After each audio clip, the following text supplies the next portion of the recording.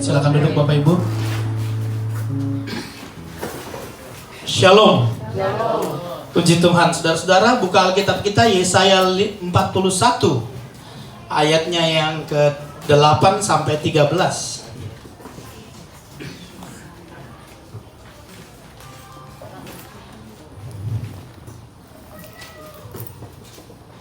Yesaya 41 ayatnya yang ke-8 sampai 13. Kalau sudah dapat, saudara-saudara,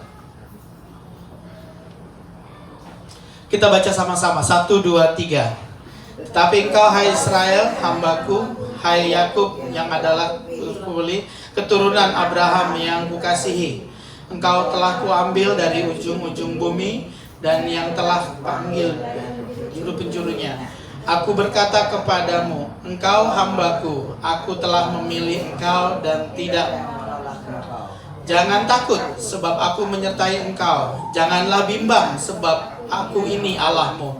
Aku akan meneguhkan, bahkan akan menolong engkau. Aku akan memegang engkau dengan tangan kananku yang membawa kemenangan. 11. Sesungguhnya semua yang amarahnya terhadap engkau akan mendapat malu, dan orang membantah engkau akan tidak ada dan akan binasa. Engkau akan mencari orang-orang yang berkelahi dengan engkau, tetapi tidak akan orang-orang yang berperang, sebab engkau dan berkata kepadamu, janganlah takut, akulah yang akan menolong engkau. Puji Tuhan. Saudara kekasih, satu hari sepasang suami istri punya anak laki-laki umur 3 tahun. Kedua orang tuanya ini sedang melatih anak laki-laki ini untuk bisa ke restroom seorang diri. Jadi udah cukup latihan, tibalah satu malam mereka sudah mulai tidur, lampu-lampu sudah mulai dimatikan. Lalu tiba-tiba ketika mereka sudah mulai tertidur gitu, rupanya dari kamar anaknya ada teriakan, "Dedi, aku mau ke restroom." Dedinya dengar, Dedi cuma bilang begini, "Kamu sudah tahu bagaimana ke restroom dan kamu tahu di mana restroom, sana pergi." Akhirnya itu anak coba pergi, tapi rupanya rumah mereka cukup besar. Ketika lewati hallway yang gelap, anak itu lari kembali dan dia datang ke kamar dedinya, "Dedi, aku takut, ikut sama saya, temenin saya." Akhirnya ayahnya turun dari kasurnya dan dia jalan begitu. Waktu di jalan, saudara-saudara, dia lihat papanya ikuti dia tenang. Lalu waktu dia makin jalan, dia bilang begini, "Kalau tadi Dedi suruh kamu nyalain lampu, kenapa kamu nggak pergi juga?" "Ya tetap aku takut, Dedi." Lalu waktu dia jalan, dia maju sendiri, papanya di belakang, dia berani. Tapi ketika dia masuk ke hallway yang gelap, hallway tadi, dia berhenti sebentar, dia tengok dedinya. Dia bilang sama papanya, "Papa, pegang tanganku," kata dia. Itu anak. Lalu papanya pegang, lalu jalan. Waktu dia melewati stop kontak di hallway itu, papanya nanya dia, "Sekarang nyalakanlah lampu itu, nak," kata papanya. Anak itu jawab begini, "No, Daddy, I no need that, because you hold my hand." Aku nggak perlu terang itu lagi, Daddy. Aku nggak takut lagi karena engkau pegang tanganku. Saudara-saudara, cerita ini menggambarkan apa yang terjadi dalam masyarakat Israel pada masa Yesaya hidup. Bangsa Israel saat itu sedang ditawan di Babel. Israel diruntuhkan, bait Allah hancur, dan orang-orang Israel ditawan. Hilanglah harapan mereka. Bangsa yang jaya, bangsa yang bangga akan Allahnya, tiba-tiba terpuruk dan hancur dan menjadi budak di tanah orang lain. Cukup lama mereka diperbudak di sana, dan mereka begitu susahnya, lalu naiklah doa mereka, naiklah teriakan mereka. Dan disinilah Nabi Yesaya bin Amos bernubuat untuk Yehuda dan Yerusalem, katanya ini tadi, "Jangan takut, jangan gentar, akulah Allahmu. Aku akan memegang tanganmu dan memberi engkau kemenangan." Inilah latar belakang Yesaya 41, di mana bangsa ini sudah kehilangan pengharapan karena terinjak-injak oleh musuh. Tapi Yesaya bangkit dan berkata, Tuhan Allah berdiri dan Dia akan memegang tanganmu dan engkau akan diberinya kemenangan, sebab akulah Allah. Saudara-saudara, memasuki tahun yang baru ini, jangan susah hatimu. Kalau kita dengar kabar agak menyedihkan juga ya. Vaksin coronavirus sudah ditemukan, tapi juga orang yang sakit juga banyak begitu ya. Menyedihkan. Saudara-saudara, mari masuki tahun yang baru ini tanpa harus susah hati, tanpa harus menjadi terhalang, tapi biarlah kita masuk di tahun yang baru ini dengan teguh hati. Kenapa? Sebab tangan Tuhan yang pegang kita.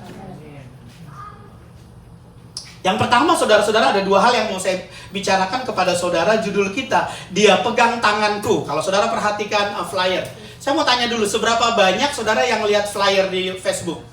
Dia Pegang Tanganku. Seberapa banyak? Angkat tangannya yang lihat. 1, 2, nggak terlalu banyak juga ya. Saudara nggak buka Facebook ya. Coba tolong lihat lagi ya, itu salah satu informasi juga. Saya berikan di sana tema pagi hari ini, Dia Pegang Tanganku. Saudara-saudara, sama dengan apa yang terjadi oleh orang Israel dalam pembuangan itu. Firman Tuhan berkata kepada Nabi Yesaya bahwa Tuhan memegang tangan mereka dan memberi kemenangan. Yang pertama, saudara-saudara, bahwa Tuhan pegang tangan kita dan Dia beri kemenangan. Aku akan memegang engkau dengan tangan kananku yang memberi kemenangan. Saudara-saudara, tangan manusia ini lemah, tapi tangan Tuhan perkasa. Tangan manusia lemah. Saudara, seberapa banyak sih yang saudara bisa kerjakan dengan tanganmu? Nggak banyak. Nggak banyak. Saudara mungkin sehat, saudara mungkin kuat, tapi seberapa banyak sih yang kita bisa lakukan? Saudara harus kerja keras, ya, jangan malas. Alkitab nggak suka dengan orang malas. Saudara harus kerja keras. Tapi ada kalanya engkau akan dapati bahwa tanganmu yang bekerja pun itu terbatas. Satu hari, anak saya yang paling besar, masih kecil di Indonesia. Saya kerja cukup bagus. Saya pegawai negeri. Saya juga wakil gembala di sebuah gereja. Sebenarnya uangnya cukup begitu. Tapi karena memang kebutuhan ini dan itu, satu hari saya harus anak saya ini akan ulang tahun.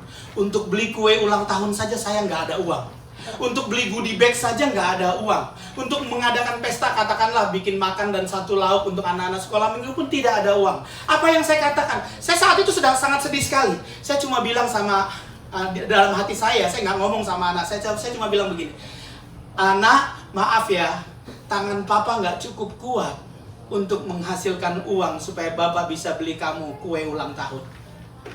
Padahal kerja saya cukup, artinya. Saudara, manusia itu terbatas. Tangan manusia itu terbatas. Engkau bisa bekerja ini dan itu, tapi pada faktanya, pada kenyataannya, tangan kita terbatas. Tapi tangan Tuhan tidak terbatas, saudara-saudara. Tangan Tuhan yang memberi kau kemenangan. Itu tangan yang luar biasa. Pemazmur bilang begini, tangan Tuhan itu luar biasa. Di dalam tangan Tuhan ada nikmat senantiasa. Tangan yang melindungi, tangan yang menopang, tangan yang memberi selamat, tangan yang kuat dan perkasa, tangan yang menuntun, tangan yang memegang engkau. Itu tangannya Tuhan.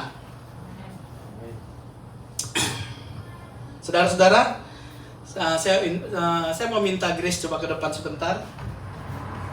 Saudara tahu nggak sebuah lagu yang berjudul I Don't Know About Tomorrow? Tahu ya?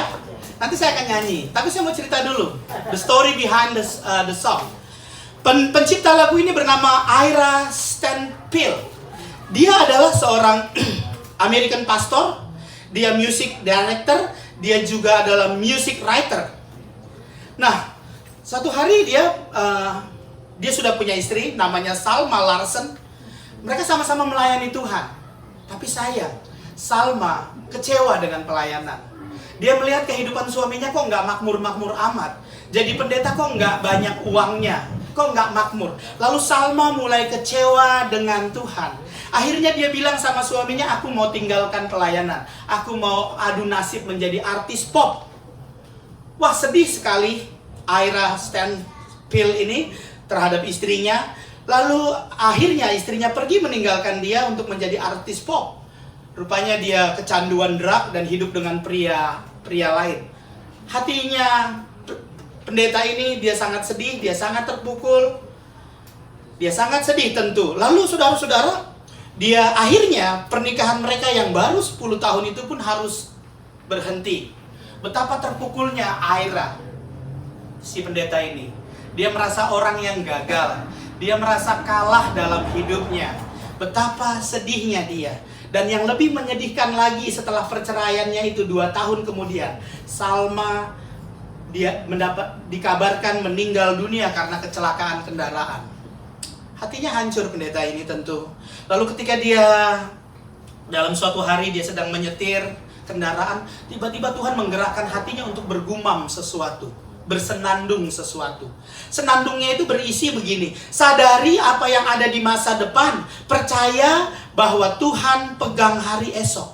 Ketika dia sampai di gereja, dia buru-buru ke piano, dia mulai cari liriknya, dan dia mulai temukan not-notnya, dan dia dapatkan sebuah lagu, dia tuliskan I don't know about tomorrow. Sampai akhir hidupnya, Aira tetap melayani Tuhan sampai dia mengakhiri hidupnya di usia 88 tahun. Dan lagu itu begitu banyak dikenal orang. Kasih F.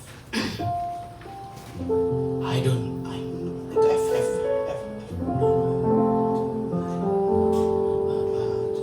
Dari C ya. I don't know about tomorrow. I just live for day to day. I don't borrow the sunshine, for it's coming to green. I don't worry all the future, for I know what Jesus said. And today I walk beside Him, for He knew what lies ahead.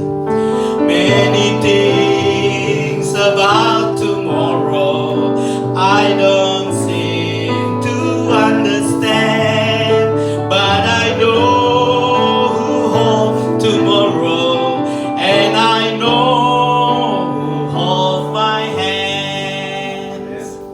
Tepuk tangan, saya nggak marah, saudara-saudara. Saya nggak marah, terima kasih. Tapi saya lihat cuma Oma Marta doang. Ya, saudara-saudara, dia merasa gagal. Dia merasa orang yang loser istilahnya, gagal. Mempertahankan rumah tangganya aja dia nggak mampu. Pelayanannya terpuruk, istrinya meninggalkan dia, bahkan dipanggil Tuhan lebih dahulu. Saudara-saudara, tapi Tuhan mengingatkan dia, sadari apa yang ada di depanmu, percaya bahwa Allah pegang hari esok. Dan ini yang dituliskannya. Saudara-saudara, kita bisa susah, kita bisa gagal, kita bisa kalah, kita bisa sakit, kita bisa menderita, tapi jangan terpuruk di situ. Kenapa? Karena Tuhan ada di depan sana dan Dia memegang hari esok. Amen. Ini yang dialami oleh Aira Stanfield. Dia tidak terpuruk. Dia tahu Tuhan ada di depan sana dan berjalan menyertai dia. Saudara-saudara, sebuah sikap hidup yang pantang menyerah. Dalam hidup kita mungkin kau pernah mengalami kalah, tapi datanglah kepada Yesus yang mampu memberimu kemenangan. Yang kedua, saudara-saudara, Dia pegang tanganku karena Dia memberi jaminan. Saudara-saudara, di ayat yang ke-10 di bagian yang pertama berkata begini: jangan takut, jangan bimbang, sebab aku ini Allahmu. Saudara-saudara, saya tertarik sekali dengan ayat itu. Jangan takut, jangan bimbang, sebab aku ini Allahmu. Ini sebuah konfirmasi, saudara-saudara. Jangan takut, kamu tahu siapa saya. Kira-kira begitu. Saudara, kalau saya waktu Joen takut sama anjing ya. Anjing kecil atau besar dia takut gitu ya. Kalau bapaknya suka. Zaman dulu, sekarang dia tidak ya. Sekarang sudah bertobat. Dulu suka makan, sekarang tidak boleh. Kalau dulu ngelihat anjing orang cute, kalau saya yummy misalkan dulu, tapi itu dulu. Cerita dulu ya. Itu dulu ya. Jadi maksud saya gini, saya tidak mau mengaburkan cerita ini begini. Waktu dia lihat anjing, dia takut. Saking takutnya dia tuh kayak nggak berani nyebrang. Padahal anjing di dalam ada gate-nya, ada fence-nya, ada apanya? Ada pagarnya, rumah itu ada pagar. Dia takut. Saking takutnya dia tuh nggak mau jalan. Saya sebagai bapak bilang, ayo ada bapak. Dia tetap takut. Hati saya jadi rada kesel. Kamu kok nggak percaya sih sama bapak? Kamu nggak percaya apa bapak bisa melindungi kamu dari anjing itu? Kira-kira gitu. Tapi saya nggak ceritakan sama dia bagaimana betapa misalkan. Enggak. Saya cuma mau bilang, hati saya rasa, aduh, kok kamu nggak percaya sih sama bapak bahwa aku sanggup melindungi engkau? Itulah kenapa ayat itu keluar. Jangan takut, jangan bimbang. Akulah Allahmu, sebab aku Allahmu. Dia mau bilang, masakan kamu nggak percaya? Masakan kamu nggak percaya? Bumi dan cakrawala ini aku cipta. Kemuliaanku kutinggalkan, aku turun sebagai manusia. Aku memberi hidup kepadamu yang engkau tidak pernah miliki hidup. Aku mati untuk kematianmu. Aku bangkit untuk menjamin bahwa engkau akan masuk ke dalam kerajaanku. Masakan engkau tidak percaya? Kira-kira seperti itu. Jangan takut, jangan bimbang, akulah Allah. Allah bilang begitu kepada orang-orang Israel di pembuangan, saudara-saudara. Akulah Allah. Kalau Tuhan yang berjanji, saudara-saudara, maka dia akan menggenapi. Jangan ragukan Tuhan. Yesus pegang tangan kita. Dia memberikan jaminan bahwa kita pasti aman di tangannya. Dia ahlinya.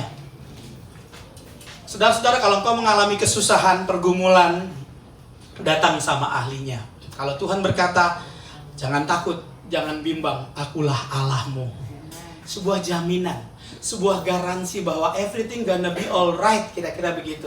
Semuanya akan berjalan dengan baik. Kenapa? Karena akulah Tuhan. Sepanjang engkau percaya bahwa akulah Tuhan, engkau akan melihat pertolongan Tuhan nyata. Selama engkau meyakini akulah Tuhan yang berdaulat, maka engkau pun akan dimampukan melewati kesusahan-kesusahanmu. Dia pegang tanganku, dia memberi sebuah jaminan. Dia ahlinya, saudara-saudara. Ada orang bilang, Pak, Bapak nggak ngerti sih masalah saya. Ya saya akan katakan, ya betul. Saya manusia, tapi Tuhanmu tahu. Bapak mungkin nggak sanggup tolong saya. Saya katakan, ya bisa. Bisa jadi saya tidak sanggup tolongmu. Tapi Tuhanmu sanggup tolong engkau.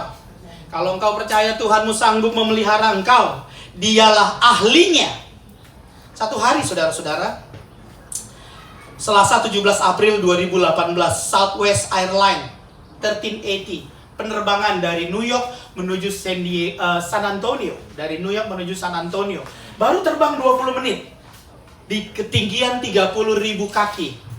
Tiba-tiba, baling-baling pesawat yang satu itu ada kerusakan dan besinya patah gitu. Besinya patah dan mental menghantam kaca.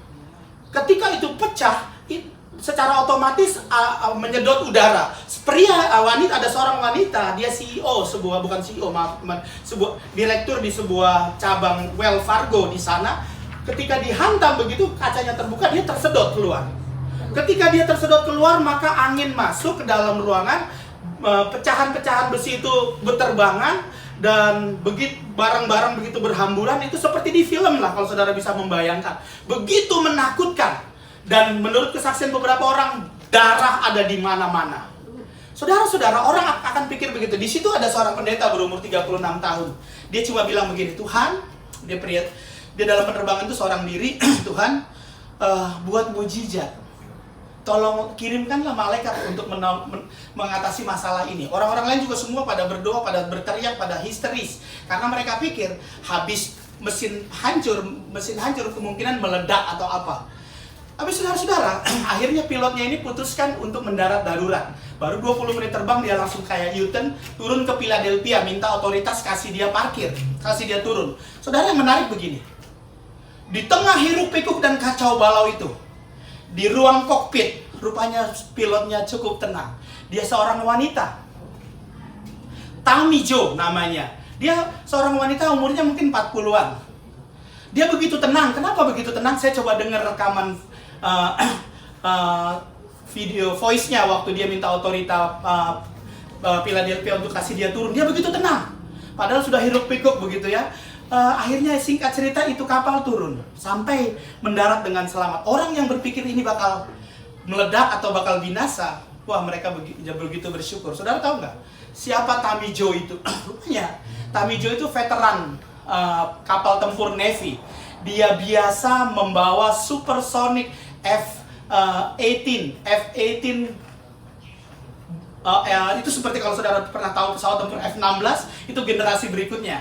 Dan dia biasa terbangkan itu pesawat dengan manuver-manuvernya. Jadi buat dia bukanlah sulit. Waktu dia turun, dia adalah orang yang terakhir untuk turun.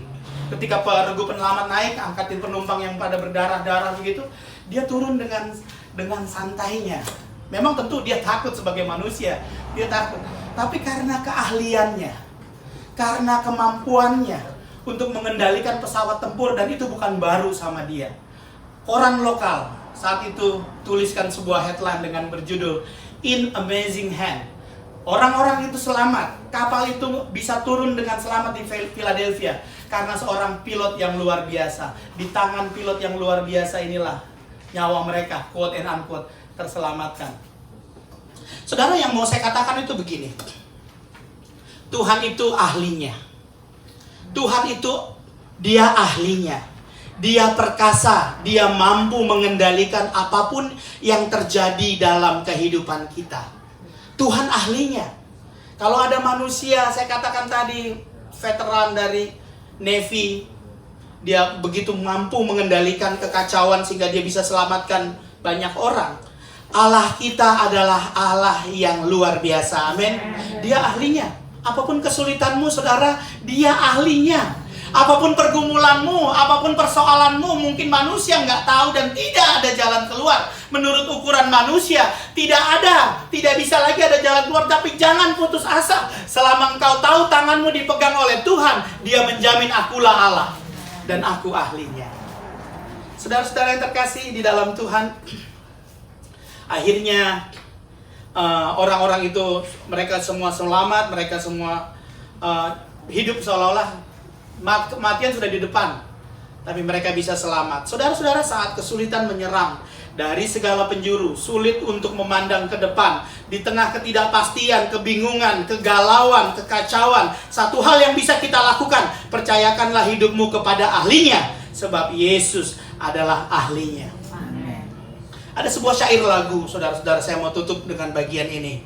Ditulis oleh Ben Harper dalam lagu yang berjudul Take My Hand. Take my hand when you are worried. Take my hand when you are alone. Take my hand and let me guide you. Take my hand to lead you home.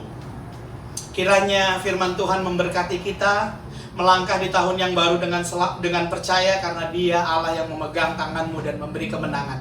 Selamat tahun baru, Tuhan Yesus memberkati. Mari kita berdoa.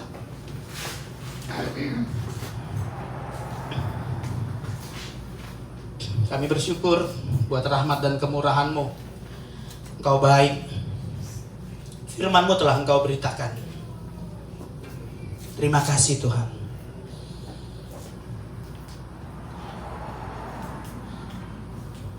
Biarlah jemaat-Mu membuka hati mereka untuk menerima firman-Mu.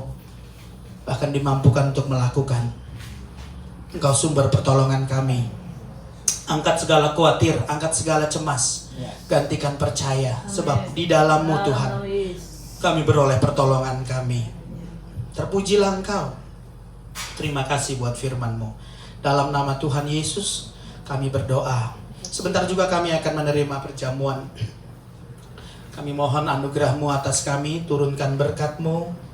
Biarlah kami beroleh berkat dari perjamuan Tuhan. Di dalam nama Tuhan Yesus kami berdoa. Amin.